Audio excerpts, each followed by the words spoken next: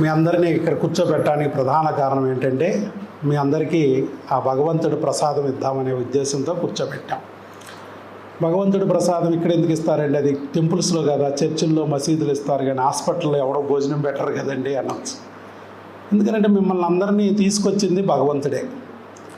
IVF లేని దారి, operation లేని దారి అని ఒక వీడియో ద్వారానో, స్నేహితుల ద్వారానో, బంధువుల ద్వారానో మీకు తెలిసేటట్టు చేసి మిమ్మల్ని రానివ్వకోకుండా సైతాన్లు ఆపుతూ ఉంటే, సందులో డాక్టర్ లేడా, గొంతులో డాక్టర్ లేడా, అంత దూరం వెళ్ళాలా అని ఆపుతూ ఉన్నా కూడా ఆ భగవంతుడు మీ అవమానాలని, కన్నీటిని తుడవడానికి ఐవీఎఫ్ లేని దారని ఇక్కడ వరకు పిచ్చుకలకి దారం కట్టి లాక్కొచ్చినట్టు లాక్కొచ్చాడు. మరి ఆయన ప్రసాదం అందాలి కదా, అందుకనే ఇక్కడ కూర్చోబెట్టాం. సరే, అయితే ఇంకొక క్వశ్చన్ వస్తుంది. సరే, ప్రసాదం అన్నారు, భోజనం అన్నారు, బాగుంది, పెట్టేస్తే వాటికి తినేసే వాళ్ళం కదండి, మీకోసం ఎందుకు కూర్చోబెట్టారు ఎంతసేపు అంటే, మా చేతుల మీదుగా ఆ ప్రసాదం అందాలనే ఉద్దేశంతో కూర్చోబెట్టాం. ఏంటండి మీ చేతుల్లో ఏమన్నా పవర్స్ ఉన్నాయా? నిజంగానే పవర్స్ ఉన్నాయా లేదనేది మీరే చెప్పాలి. ఇప్పుడు 17,000 మందికి ప్రెగ్నెన్సీ ఇచ్చిన చేతులు ఇవి. భగవంతుడు 17,000 మందికి ఒక ఐవీఎఫ్ లేకుండా, ఒక ఆపరేషన్ లేకుండా ప్రెగ్నెన్సీ ఇచ్చేటట్టు చేశాడు. ఇది ప్రపంచ రికార్డ్. మరి ఆయన అలా మా చేతుల ద్వారా చేయించాడు. అట్లాగే మనం బయట లయన్స్ క్లబ్ ద్వారా, వాకర్స్ క్లబ్ ద్వారా, రోటరీ క్లబ్ ద్వారా ఎన్నో సేవా కార్యక్రమాలు చేసేటట్టు చేశాడు. ఈ బిల్డింగ్లోనే దాదాపు మేము 42,000 మందికి భోజనం పెట్టాం. అన్నదాన కార్యక్రమాలు ఇక్కడ జరిగినాయి. 42,000 మందికి మేము చేయగలిగాం. ఇవి కాకోకుండా మళ్ళీ విజయవాడలో బయట ఎన్నో చోట్ల అన్నదాన కార్యక్రమాలు చేయటం జరిగింది. అంటే దాదాపు 1,00,000 మందికి ఈ సంవత్సరంలో భోజనాలు పెట్టగలిగామంటే ఆ భగవంతుడు దయ లేకుండా పెట్టగలనా నేను?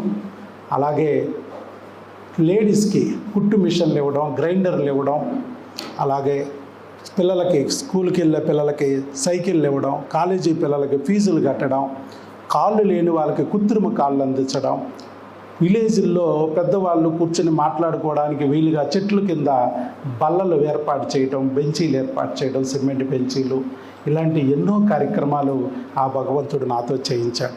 అలాగే నేను పుట్టిన ఊరు, మా ఊరు కోసూరు వారిపాలెం. ఆ ఊరికి కూడా చిన్న ఫంక్షన్ చేసుకోవడానికి కూడా అవకాశం లేని ఊరు అది.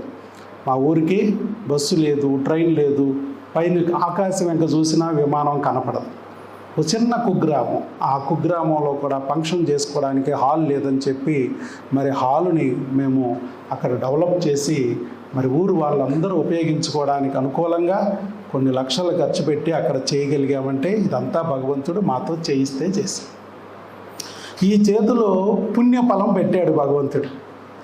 ఈ పుణ్యఫలంలో ఏదో కొంత మా చేతి ద్వారా మీకు కూడా అంది, మీకు అనుకున్న బిడ్డ కూడా పుడతాడేమోనని ఆశతో మా చేతుల మీదుగా అందిస్తున్నాం. ఎందుకనంటే మీకు తెలుసు, మీ ఇంట్లో పులిహార తింటే అది వట్టి పులిహార అయింది, అదే పూజారి గారి చేతి మీదుగా తీసుకుంటే ప్రసాదం అవుతుంది. అలాగే రోడ్డు మీద ద్రాక్ష రసం తాగితే వట్టి జ్యూస్ అవుద్ది, అదే పాస్టర్ గారి చేతుల మీదుగా తీసుకుంటే బ్రెడ్ ద్రాక్ష రసం ప్రసాదం అవుతుంది. భగవంతుడు సెలెక్ట్ చేసుకున్న వ్యక్తుల చేతుల మీదుగా మీకు ఆ ప్రసాదం అందితే దాని ఫలం వేరుగా ఉంటుంది. అందుకనే ఈ పుణ్యంలో ఎంతో కొంత మీకు కూడా చేరాలి, మీరు అనుకున్న కోరిక కూడా నెరవేరాలి, మీకు పండంటి బిడ్డ పుట్టాలి, మీరు మాతృదేవతలు పితృదేవతలు అవ్వాలి, సంతోషంగా ఉండాలనే ఆశయంతో మా దంపతుల చేతుల మీదుగా ఆహారం ఇవ్వడానికి కూర్చోబెట్టడం జరిగింది. ఇక మూడో పాయింట్ ఏంటంటే, డాక్టర్ గారు మీరు భోజనం పెడుతున్నారు, వసతిగా ఉంది, అంతా బాగుంది, కానీ ఈ ఫోటోలు వీడియోలు ఎందుకు తీస్తున్నారు? ఇంత పెట్టి ఆయన గుర్తింపే పొందినప్పుడు నేను ఎవరు గుర్తింపు కోసం పాకులాడాలి? ఎందుకు ఫోటోలు వీడియోలు తీస్తున్నామంటే, మీకు ఎలాగైతే ఒక వీడియో ద్వారా ఫోటోల ద్వారా తెలిసేటట్టు చేసి, నా గురించి తెలిసేటట్టు చేసి, ఐవీఎఫ్ లేకుండా ఆపరేషన్ లేకుండా ప్రెగ్నెన్సీ రప్పించడానికి ఇక్కడికి రప్పించాడో భగవంతుడు, అలాగే ఈ ఫోటో వీడియో కూడా మిగతా డాక్టర్ల దగ్గరకు కూడా చేరి వాళ్ళ చేతితో కూడా భోజనం పెట్టించాలి, వాళ్ళ దగ్గరికి వచ్చిన పేషెంట్లకు కూడా భోజనం పెట్టించాలి అనే ఆలోచనతో మేము ఈ వీడియోలు ఫోటోలు తీస్తున్నాం. చూడండి అమ్మా, మనం తీసుకునేది 500 రూపాయల ఫీజు, అది కూడా సంవత్సరానికి. సంవత్సరం నుంచి నేను భోజనం పెట్టగలుగుతున్నా. దాదాపు 42,000 మందికి పెట్టేసి సంవత్సరానికి 500 తీసుకుంటాం. మరి నెలకు 3 లక్షలు తీసుకుని ఐవీఎఫ్ చేసే డాక్టర్ గారు పెట్టలేరా?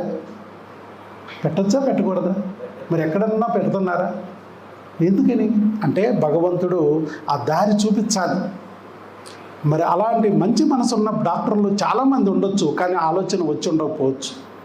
ఇక్కడ నా భార్య నాకు చెప్పబెట్టి నాకు ఆలోచన వచ్చింది. ఒక అమ్మ మనసుతో ఆవిడ ఆలోచించబట్టి నాకు చెప్పబెట్టి ఆవిడ ద్వారా నాకు తెలిసేటట్టు చేసి సంవత్సరం నుంచి వచ్చిన కొత్త పేషెంట్లందరికీ 50 మంది అయినా 100 మంది అయినా 250 మందికైనా ఇలా భోజనం పెట్టగలిగాం. చక్కగా కూర్చోబెట్టి ఏసీ హాల్లో ప్రశాంతంగా భోజనం పెట్టగలిగామంటే అదంతా భగవంతుడు మా ద్వారా చేయించబట్టే.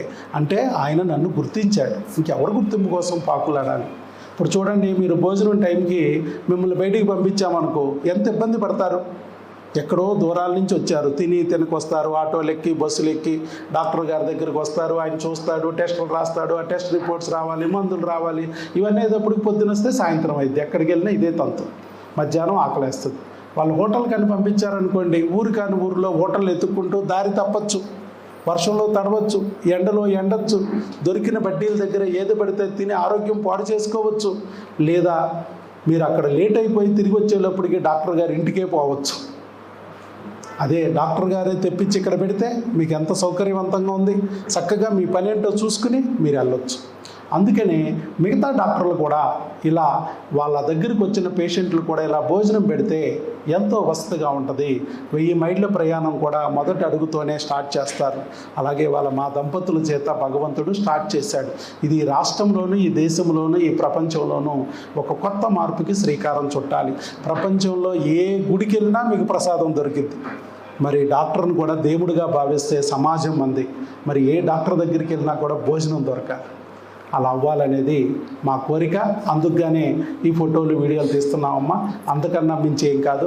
మీ అందరూ చక్కగా చాలా దూరాల నుంచి మనల్ని నమ్మొచ్చారు కాబట్టి మీ అందరికీ న్యాచురల్గా ప్రెగ్నెన్సీ వచ్చే విధానాలని నేను తెలియజేస్తాను.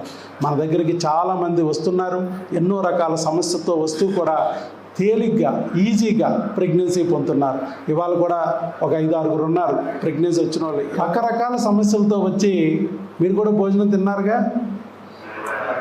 కదా, తిన్నారు, ప్రసాదం తిన్నారు, చక్కగా ఇంటికి వెళ్ళారు, అలాగే ప్రెగ్నెన్సీ తెచ్చుకున్నారు. మళ్ళీ ఇవాళ కూడా భగవంతుడు ప్రసాదం తినబోతున్నారు. ఎంతో దూరాల నుంచి వచ్చి కూడా చక్కగా ప్రెగ్నెన్సీ పొందుతున్నారు. అలాగే మీరు కూడా ప్రెగ్నెన్సీ పొందే విధానం అవన్నీ నేను టిప్స్ని చెప్తాను. ఎలా చేస్తే మీకు ఈజీగా ప్రెగ్నెన్సీ తెచ్చుకోవచ్చు. మీ మామలు, బామ్మలు, తాతలు, ముత్తాతలు ఎలాగైతే ఐవీఎఫ్ లేకుండా, ఒక ఆపరేషన్ లేకుండా 1/2 డజన్లు కన్నారో అలాగే మీరు కూడా 1/2 డజన్లు కన్నీ తొడగొట్టచ్చు. ఎవరైతే మిమ్మల్ని తిట్టారో, ఎవరైతే మిమ్మల్ని అవమానించారో అదే నోటితో శభాష్రా, ఈడు గట్టోడురా బాబు, ఈడు మగాడురా బుజ్జి అనిపించేటట్టు చేస్తాం. అవన్నీ నేను చెప్తాను మీకు. ఇది భోజనం అయిపోయిన తర్వాత చక్కగా మీకు ఆ విషయాలన్నీ తెలియజేసి మీ బిడ్డను మీరు పొందేటట్టు చేస్తాను. Okay, all the best. God bless you.